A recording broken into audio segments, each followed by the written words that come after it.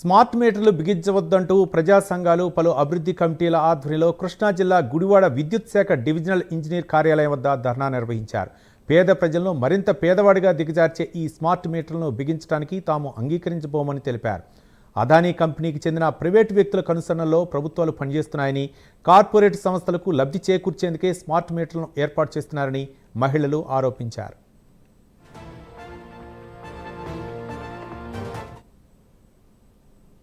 చేయడానికి ముఖ్య కారణం స్మార్ట్ మీటర్లని కొత్తగా ఒకటి తీసుకొచ్చారు.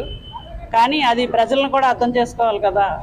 అసలు కూలీ నాలి చేసుకొని బతికేవాళ్ళు 2000 3000 కట్టాలంటే ఎలా కడతారు? వాళ్ళని అర్థం చేసుకోవాలి. గుడివాడ ప్రజలందరూ కూడా కలిసి రావాలి.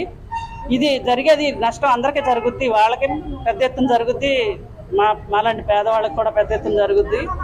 ఇది అర్థం చేసుకొని చంద్రబాబు నాయుడు గారు అర్థం చేసుకొని ప్రైవేట్ సంస్థలకు ఇవ్వకుండా మంచి జరగాలి, ప్రజలకు మంచి జరగాలని ఓటేసి గెలిపించినందుకు వాళ్ళకి మంచి చేయాలని ఆయన ఆలోచించి అన్ని డిఈ గారితో మాట్లాడాలి. డిఈ గారికి బయటకు వచ్చి మా వినతిపత్రం తీసుకోవాలి.